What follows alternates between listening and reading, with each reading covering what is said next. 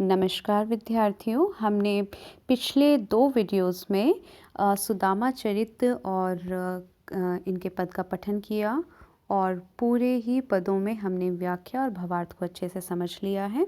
आज हम तीसरे वीडियो में, ये हमारा तीसरा वीडियो होगा इस पाठ का। इस वीडियो में हम प्रश्न अभ्यास पर चर्चा करेंगे। आइए शुरू करते हैं प्रश्न अभ्यास। सबसे पहला प्रश्न आप देखेंगे यहाँ कविता से, सुदामा की दीन दशा देखकर श्री कृष्ण की क्या मनोदशा हुई। अपने शब्दों में आपको लिखना है। इसका उत्तर कुछ इस प्रकार हो सकता है। सुदामा श्री कृष्ण के गुरु भाई यानी कि सहपाठी भी बोल सकते हैं, साथी भी बोल सकते हैं, संगी भी बोल सकते हैं थे तथा बचपन के घनिष्ठ मित्र थे। कालांतर में श्री कृष्ण द्वारका के राजा बन गए, यानी कुछ समय के बाद श्री कृष्ण जो हैं वो द्वारका के राजा बन गए और अपने बचपन के मित्र को ऐसी दयनीय दशा में देखकर उनका मन करुणा से भर गया। सुदामा के कांटों और बिवाइयों से भरे जो पैर थे उन्हें देखकर श्री कृष्ण बहुत दुखी होते हैं और रो पड़ते हैं। इतना रोते हैं कि वो उसी आंसुओं से अपने मित्र के पैर धो डालते हैं। आइए दूसरा प्रश्न देखें। पानी परात को हाथ छुयो, नहीं नैनन के जल सो पग धोए। पंक्ति में वर्णित भाव का वर्णन अपने शब्दों में आपको करना है। तो बड़ा ही असाधारण है, मैं आपको व्याख्या में भी समझा चुकी हूँ। इन पंक्तियों में कुछ भाव इस तरह से होगा कि कृष्ण अपने बचपन के मित्र की ऐसी दीनहीन दशा देखकर बहुत दुखी हुए। वे स्वयं राजा थे और अपने मित्र को घोर गरीबी में देखकर कि वो ऐसा जीवन जी रहे हैं, उनको बहुत ही दुख हुआ। कृष्ण एक सच्चे मित्र की तरह बहुत दुखी हुए और रो पड़े। उन्होंने उनके पैर धोने के लिए परात के पानी को छुआ तक नहीं और आंसुओं से ही पैर धो दिए। आपको तीसरा प्रश्न भी करना है। चोरी की, मैं जितने भी प्रश्नों पे निशान लगाती जा रही हूँ आप उन प्रश्नों को अपनी उत्तर पुस्तिका में हल करेंगे। चोरी की बान में हो जो प्रवीणे, आपको क्या करना है। क, उपयुक्त पंक्ति कौन किससे कह रहा है। ख, आप यहाँ देखें, ठीक है, यहाँ पे जो निशान है क, उपयुक्त पंक्ति कौन किससे कह रहा है। ख, इस कथन की पृष्ठभूमि स्पष्ट करना है। ग, उपालम यानी शिकायत के पीछे कौन सी पौराणिक कथा है ना। हमें क, ख और ग का उत्तर देना है। किन पंक्तियों के आधार पर, कौन सी पंक्ति, जो ये वाली पंक्ति कही गई है, इस पंक्ति के आधार पर हमें क, ख और ग का उत्तर देना है। क का उत्तर कुछ इस प्रकार होगा, ये बात श्री कृष्ण अपने मित्र सुदामा से कह रहे हैं। किससे कह रहे हैं, सुदामा से, ठीक है। इसके बाद ख का उत्तर आप देखिए। ख का उत्तर कुछ इस प्रकार होगा कि पत्नी के बार बार आग्रह करने के बाद सुदामा अपने मित्र के पास कुछ मदद पाने की आशा से गए। जाते समय उनकी पत्नी ने थोड़े से चावल श्री कृष्ण को देने के लिए दे दिए, क्योंकि जब मित्र के पास जाते हैं आपके पास जो भी कुछ हो तो उपहार स्वरूप देना मतलब एक अच्छी आदतों में शुमार है। तो उनके पास चावल थे तो उन्होंने चावल को ही पोटली में रख लिया। इसके पश्चात क्या होता है कि श्री कृष्ण का राजसी ठाठ बाट देखकर सुदामा को क्या लगता है, थोड़ा सा अटपटा कि मैं क्या देने लाया हूँ, और उनको चावल देने की हिम्मत वो नहीं कर पा रहे थे। वे उस चावल की पोटली को छिपाने का प्रयास कर रहे थे कांख में दबाए हुए। तब कृष्ण ने उनसे कहा कि चोरी की आदत अब भी तुम में वही है और चोरी की आदत में तुम बड़े ही चतुर हो। आइए ग का उत्तर हम देखें। ग किस तरह से, ग का उत्तर कैसे होगा। प्रश्न है कि उस शिकायत के पीछे कौन सी पौराणिक कथा है। तो बचपन में पौराणिक कथा यानी कि पुरानी कौन सी कथा थी, तो पुरानी कौन सी कथा श्री कृष्ण ने याद दिलाई।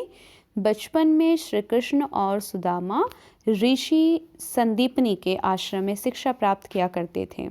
कहाँ, ऋषि संदीपनी। आप इसका देखें कैसे लिखना है। ऋषि होता है ना, ठीक है, तो री से ऋषि लिखेंगे आप और ऋषि। इसके बाद अगला शब्द है संदीपनी। मैंने अगला शब्द क्या बोला है, ऋषि संदीपनी। संदीपनी ऐसे लिखेंगे, संदीपनी, ऋषि संदीपनी, ठीक है। कहाँ पर शिक्षा लेने जाते थे, ऋषि संदीपनी के यहाँ शिक्षा लेने जाते थे। उस समय गुरुकुल में शिक्षा ग्रहण करने के साथ विद्यार्थियों को सारे काम अपने हाथों से करने पड़ते थे। आप विद्यार्थी आज कतराते हैं ना अपने छोटे मोटे काम को करने में अपने सॉक्स जुराब को इधर उधर फेंक देते हैं घर जाकर, या विद्यालय में ही अपने बैठने के स्थान को भी साफ़ करने में बच्चे आजकल कतराते हैं। आजकल हालांकि हर जगह आपको सुविधाएं दी जा रही है, चाहे वो घर हो या विद्यालय हो, लेकिन अच्छी शिक्षा पहले यही थी कि विद्यार्थी जो होते थे अपना कार्य स्वयं करते थे। जैसे गायों की देखभाल करना, भिक्षाटन करना, भिक्षा के लिए भी निकलते थे, चावल दाल इस तरह के राशन पानी मांग कर लेके आते थे। फिर उसके बाद आश्रम की सफाई भी कुछ लोगों के जिम्मे बटी होती थी। लकड़ियाँ लाना होता था चुनकर, गुरु की सेवा आदि करना होता था। गुरु की सेवा में उनके पैर दबाना, उनको किसी तरह की तकलीफ़ है तो उस तकलीफ़ को दूर करना, तो गुरु की सेवा भी इसमें जुड़ा हुआ था। तो क्या होता है, एक दिन जब आश्रम में बनाने के लिए लकड़ियाँ ख़त्म हो गई तो गुरु माता ने श्री कृष्ण और सुदामा को लकड़ियाँ लाने हेतु जंगल में भेज दिया, और रास्ते में खाने के लिए कुछ वो चने भी दे दिए। तो संयोग की बात यह थी कि जब कृष्ण जो हैं वो पेड़ पर लकड़ियाँ तोड़ रहे थे और सुदामा उन्हें नीचे इकट्ठी कर रहे थे, तभी ज़ोरदार वर्षा शुरू हो गई, हवा चलने लगी। कृष्ण पेड़ की डाल पर ऊपर ही बैठ गए। ऐसे में सुदामा गुरु माता द्वारा दिए गए जो चने थे वो निकाल कर चुपके चुपके खाने लगे। चने की आवाज़ सुनकर श्री कृष्ण ने उनसे पूछा, सुदामा क्या खा रहे हो? सुदामा ने उत्तर दिया, कुछ भी तो नहीं खा रहा हूँ। तो वो अपने खाते हुई चीज़ों को छिपा बैठते हैं और छिपाते हुए क्या कह देते हैं कि सर्दी के कारण मेरे दांत किटकिटा रहे हैं और कुछ नहीं।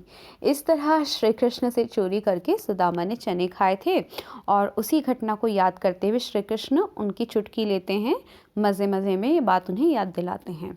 आइए हम चौथा प्रश्न देखें कैसे है। चौथा प्रश्न है, द्वारका से खाली हाथ लौटते समय सुदामा मार्ग में क्या क्या सोचते जा रहे थे? वो कृष्ण के व्यवहार से क्यों खींच रहे थे? सुदामा के मन की दुविधा को अपने शब्दों में आपको प्रकट करना है। आपको पूरा ही वो पद आपको याद होगा जिसमें सुदामा जो है सोच सोच के खींच रहे थे, याद है ना? आइए उसी के आधार पर उत्तर देते हैं। द्वारका से लौटते समय सुदामा को श्री कृष्ण ने प्रत्यक्ष रूप से, प्रत्यक्ष हम कहते हैं सामने सामने, डायरेक्ट। आप ये शब्द देखें कैसे लिखा जाएगा, प्रत्यक्ष हम कहते हैं डायरेक्ट को, यानी सीधे सीधे। तो प्रत्यक्ष रूप से तो कुछ नहीं दिया था, है ना? सीधे सीधे डायरेक्टली कुछ नहीं दिया था, प्रत्यक्ष रूप से कुछ नहीं दिया। वहाँ से लौटते समय सुदामा सोच रहे थे कि श्री कृष्ण ने उनके पहुँचने पर उनका खूब तो आदर सत्कार किया, खूब प्रसन्नता प्रकट भी की, पर आते समय उनकी जाति का ख्याल भी ना किया। मतलब ब्राह्मण जब घर से वापस जाता है तो उसे कुछ देकर विदा करना होता है। वे सोच रहे थे कि ये आखिर है तो वही कृष्ण जो घर घर दही की चोरी किया करता था, है ना? और वह किसी को क्या देगा? घर चलकर अपनी पत्नी से कहेंगे कि कृष्ण ने जो इतना सारा धन दिया है उसे संभाल कर रख ले।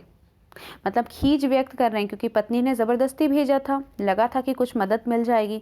उसी ने उन्हें उसके पास द्वारका आने की जिद की थी, द्वारका भेजे जाने की जिद की थी।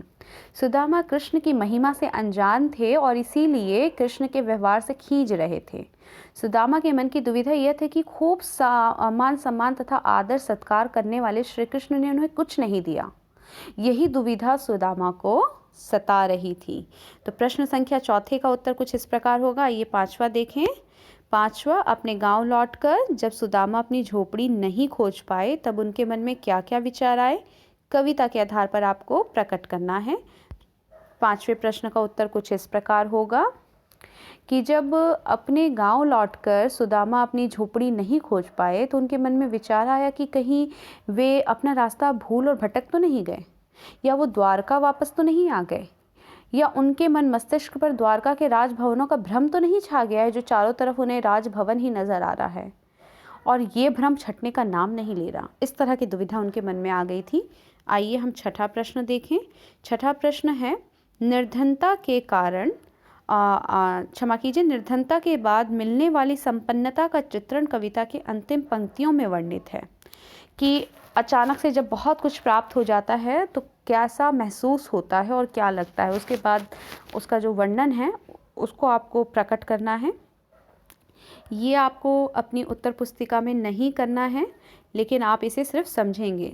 ध्यान दें, छठा जो प्रश्न है इसे आप नहीं करेंगे अपनी उत्तर पुस्तिका में, बस समझने के लिए आपके लिए काफ़ी है। इसे हम यहीं पर समझेंगे, इसकी चर्चा करेंगे मात्र। तो इसका प्रश्न का उत्तर कुछ इस प्रकार हो सकता है कि निर्धनता के बाद मिलने वाली संपन्नता का चित्रण कविता की अंतिम पंक्तियों में वर्णित है।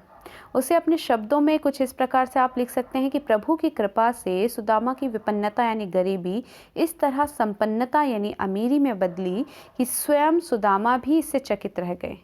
जिस जगह पर उनकी झोपड़ी थी वहाँ तो आलीशान महल था, और वो महल कैसा नज़र आ रहा था? द्वारका की तरह। जिस सुदामा के पैर में कभी जूते नहीं होते थे, आज उनके आने जाने के लिए महावत गजराज उत्तम कोटि के हाथी यानी कि खड़े थे। और घोर गरीबी में सुदामा का जो कठोर जमीन पर रात उन्हें बितानी पड़ती थी, अब वहीं पर उन्हें मखमल जैसे बिस्तर मिल रहे हैं जिसमें उनको नींद नहीं आ पा रही। गरीबी के दिनों में सुदामा को कोदो सवा जैसे घटिया अनाज भी खाने पड़ते थे। उन्हीं सुदामा को अब प्रभु की कृपा से अत्यंत स्वादिष्ट भोजन और अंगूर आदि भी अब रसीले अच्छे नहीं लगते मिले। लेकिन अब क्योंकि अचानक से इतना कुछ मिल गया और श्री कृष्ण को वो कोसते भी चले आ रहे थे, खीज उत्पन्न करते चले आ रहे थे कि भाई मैं अपने मित्र के पास गया और फिर भी कोई सहायता नहीं प्राप्त हो पाई, और अचानक से इतना आलीशान सब कुछ प्राप्त हो जाना, ये सब उनको फिर शोभा नहीं दिया, उनको अंदर से अजीब लग रहा था। इस तरह उनकी ज़िंदगी में जो खिन्नता है उसके लिए कोई स्थान नहीं बचा, और विपन्नता के लिए कोई स्थान नहीं बचा, गरीबी के लिए कोई स्थान नहीं बचा। आज की कक्षा के लिए विद्यार्थियों इतना ही।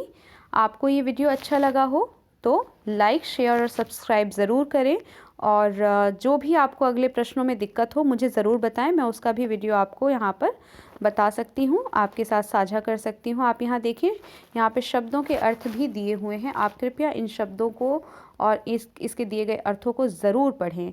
ये आपके लिए बहुत ही सहायक रहेगा। धन्यवाद।